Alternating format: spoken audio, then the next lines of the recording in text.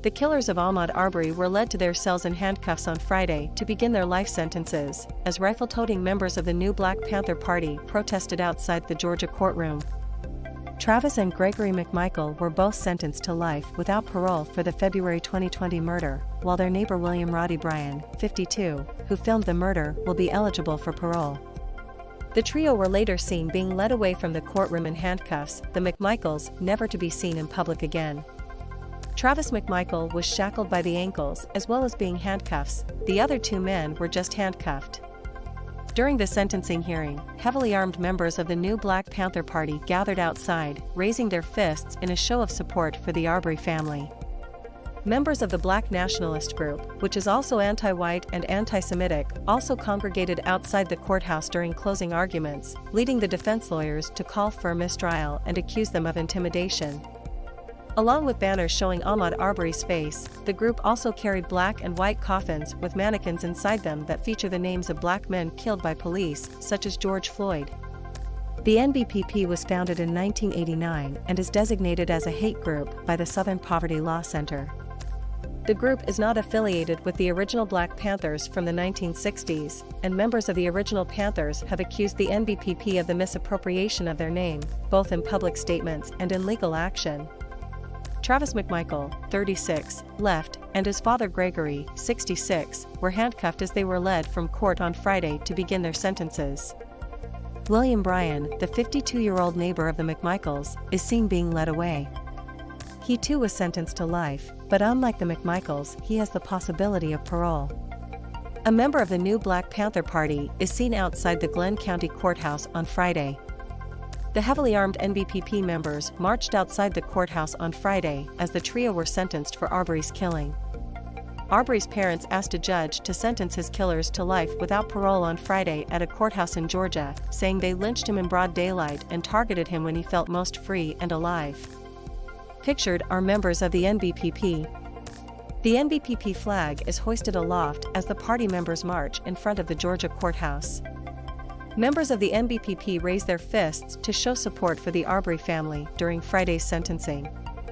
Judge Timothy R. Walmsley did not specify how long he would have to spend in prison. Prosecutors asked that he spend at least 15 years behind bars. Typically, the minimum in Georgia is 30 years. In handing down his sentence, Judge Walmsley called the murder chilling and disturbing. He talked about the terror Arbery must have felt for the 5 minutes the men chased him in their pickup trucks with a shotgun and revolver. As we all now know based on the verdict that was handed down in this courtroom, Ahmaud Arbery was murdered. It's a tragedy. It's a tragedy on many, many levels. On February 23, 2020, a young man with dreams was gunned down in this community. As we understand it, he went for a run and he ended up running for his life. To emphasize how long the 5-minute chase must have felt for Arbery, the judge sat silently for a minute in the courtroom.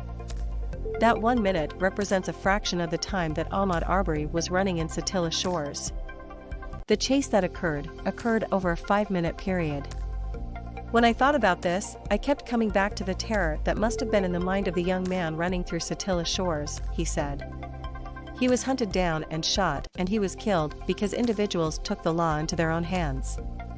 Travis McMichael, left, has been sentenced to life in prison without parole for shooting dead Ahmaud Arbery in 2020. Gregory McMichael, Travis's 66-year-old father, will also die in prison under the life without parole sentence.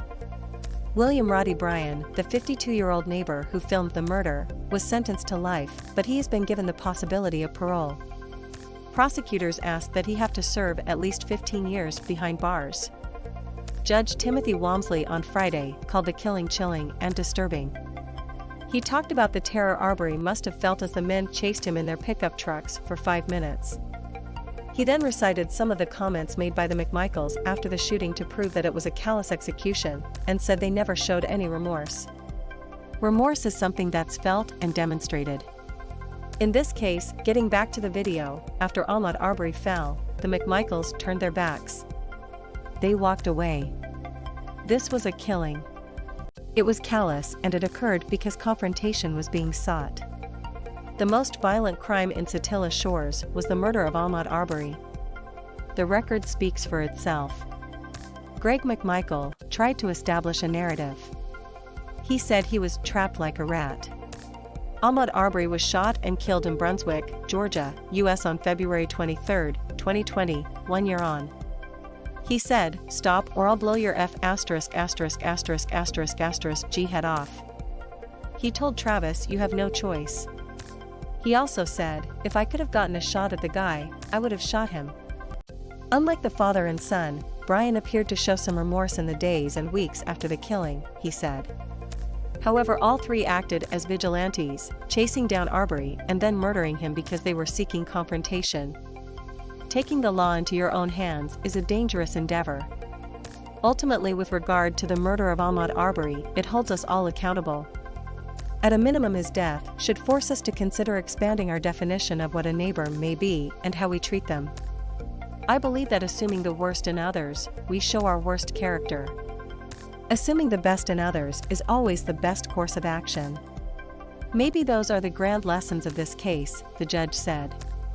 There were celebrations outside the court as the sentences were read aloud.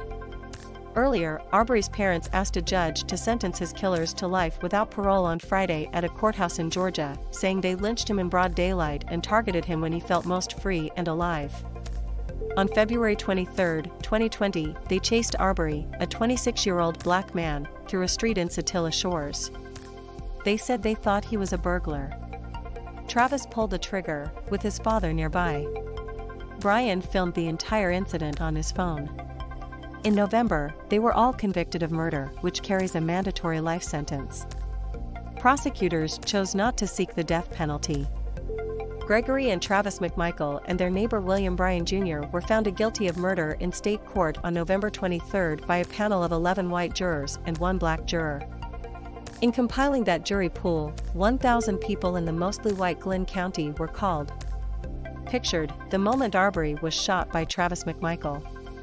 Ahmaud Arbery's mother, Wanda Cooper Jones, celebrates as she leaves court with her family on Friday after her son's killers were sentenced to life behind bars without parole.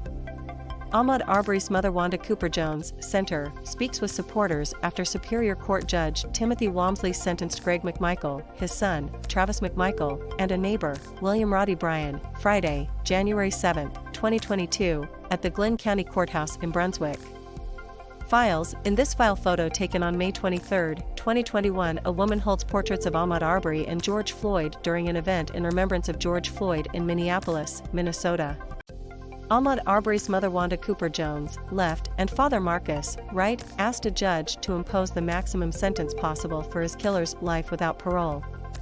Arbery's father Marcus spoke first, telling the court, "The man who killed my son has sat in this courtroom every day next to his father. I'll never get the chance of sitting next to my son ever again. Not at a dinner table, not at a holiday, not at a wedding. I pray that no one in this courtroom has to do what we had, bury their child." Arbery's mother, Wanda Cooper Jones, pleaded, "They were fully committed to their crimes, let them be fully committed for the consequences. My son's killers have no remorse." Ahmaud Arbery's mother's victim impact statement, "I want to speak directly to my son. This verdict doesn't bring you back, but it does help bring closure to this very difficult chapter of my life. I made a promise to you the day I laid you to rest. I told you I loved you and someday, somehow I would get you justice. Son, I love you as much today as the day you were born. Raising you was the honor of my life and I am very proud of you. Your Honor, these men have chosen to lie and attack my son and his surviving family. They have no remorse and do not deserve leniency. This wasn't a case of mistaken identity or mistaken fact. They chose to target my son because they didn't want him in their community. They chose to treat him differently when they couldn't sufficiently scare him or intimidate him. They killed him. My young son, he was born on Mother's Day of 1994. He had a smile so bright it lit up the room. He was a greedy baby, and it seemed like he was always searching for something to stick in his mouth. He was always a loving baby who seemed to never tire of cuddling, hugs and kisses he loved. He never hesitated to tell me, his sister Jasmine or brother Marcus, and we loved him back. He was messy. He sometimes refused to wear socks. I wish he would have cut and cleaned his toenails before he went out for his jog that day. I guess he would have if he knew he would be murdered. My family is going to miss Ahmaud, his